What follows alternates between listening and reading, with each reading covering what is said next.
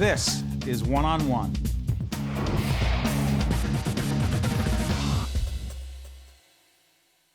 Merry Christmas and Happy New Year. Guess what? I'm going to a psychiatrist now. My mother says it will do me a world of good. Don't tell anyone, though. It's supposed to be a big secret. Merry Christmas and Happy New Year. Do you talk about sex with the psychiatrist? I talk about sex all the time. It's terribly expensive, but I think it's worth it. That's great stuff. That was from Love Letters. A.R. Gurney, Pete A.R. Gurney, playwright of Love Letters, playing at the Brooks Atkinson Theater on 47th and Broadway and 8th. Good to see you. Good to see you. And that was Brian Dennehy and Mia Farrow. Mia Farrow, right. Great stuff. Well, Thank you so much for joining us. This play, Love Letters, a play about two people who have a relationship through their letters. through their letters over the years. I mean, they start communicating, handing little notes when they're learning how to write cursively. So let's say second grade. And then I won't tell you exactly how it ends, but they both have different marriages, different relationships over the years, and they still keep in touch until the end. But it's a love story. Very much so. You know, in reading the notes and getting ready for this program, it struck me that you've been married for 57 years to the same wonderful woman. Exactly. This play has no connection to you and your marriage. It does, in some ways. It does, not totally, because my wife isn't a great letter writer, but both of us came from a letter writing culture. You know, I mean, we were taught how to write cursively at a very early age, and we were taught to write thank you notes and all kinds of letters, congratulatory notes, sympathy notes, all our lives. And both of us went to single-sex schools and ultimately to boarding schools and then college away. So we had to write our parents and our grandparents as well as each other. Now, she and I didn't write much to each other. I'm 5 years older than she is. But I did have another friend. My wife and I come from Buffalo, and this woman I knew came from Buffalo. She and I wrote a lot. Other women. Hold on, you and another woman wrote a lot. Not your wife. Not my wife. You were writing to each other. We were writing to each other for not all these years, but for the early years. So Okay. I got an awful lot of story from that.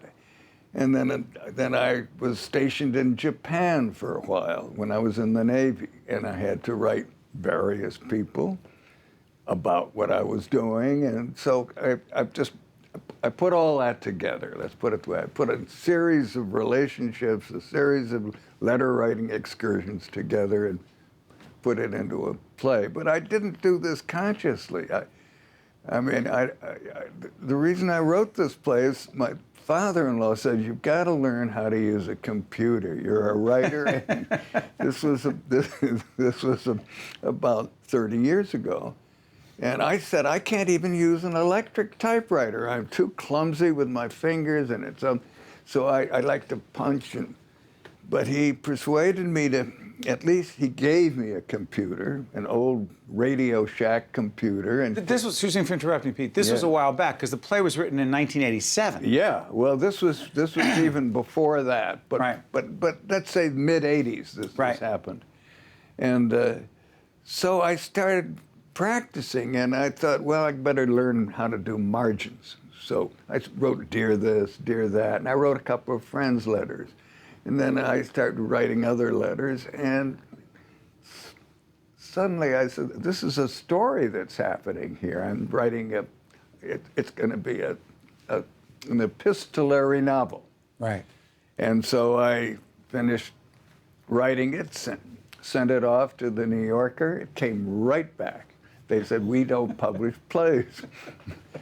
And within the week it came back. I don't think they even bothered to read it. They looked at it and they said, this looks like a play. So my agent, a man named Gilbert Parker, said, let's try it as a play. And I had to give a speech at the library. Right. And I had an actress friend named Holland Taylor to whom I was writing letters occasionally. I said, come on to New York, and instead of giving this speech, you and I'll read this play of mine. And this is love letters the whole time. This is love letter. But I had by then, that time, called it love letter. She gave me some advice how the woman might feel.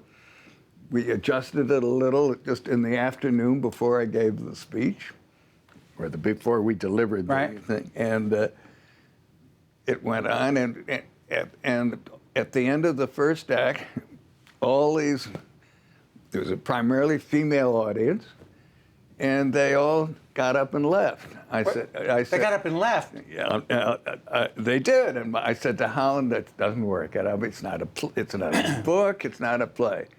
But then it turned out they got up and left because they were all calling their nannies or their friends saying, we've got to stay here another hour. Oh, that is fabulous. And they all came back. So it connected. Let me ask you, since it was written in 87, since it first premiered, right? In 86 or 7, yeah. Given the amount of time that's passed, yeah. Why do you think it still connects today, given how much that has gone on technologically? I don't know.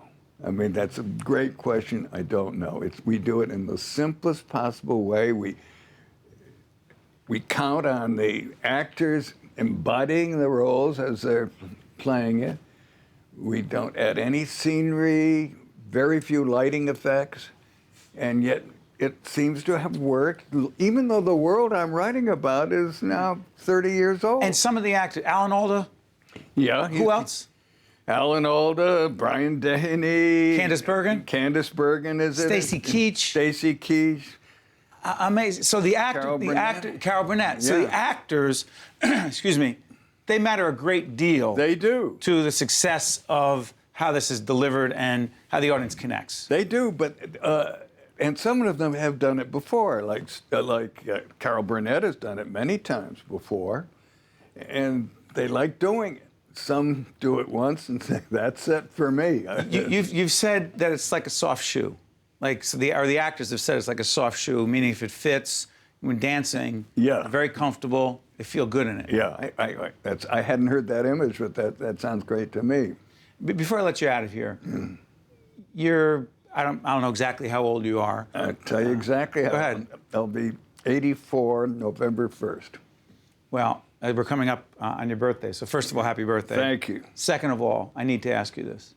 Your passion for writing continues because? I wish I knew. I suppose I should consult a psychiatrist. But I've done it all my life, including when I was a little kid. I mean, I remember in first grade when I wrote a play, 2 pages about a raccoon, and I wanted the teacher to put it on. So it's old stuff for me. Whatever you're doing, keep doing it. Thank you. Pete Gurney, A.R. Gurney, playwright of Love Letters, playing at the Brooks Atkinson Theater, 47th between Broadway and 8th. I want to thank you so much for joining us. You honor us by being here in our studio. Well, thank you very much. Thank you, Mr. Gurney. Bye. Stay with us. We'll be right back right after this. Thank you so much. One-on-One with Steve Adubato has been a production of the Caucus Educational Corporation, celebrating over 25 years of broadcast excellence. This special edition of One-on-One with Steve Adubato is brought to you from the Tisch WNET studios at Lincoln Center. Funding has been provided by Hackensack University Health Network, the Russell Berry Foundation, the New Jersey Education Association, MD Advantage, activists in cooperation with the American Medicine Chest Challenge, TD Bank, and by PSE&G. Promotional support provided by Commerce Magazine and by New Jersey Monthly, the magazine of the Garden State, available at newsstands. Transportation provided by Airbrook Limousine, serving the metropolitan New York, New Jersey area.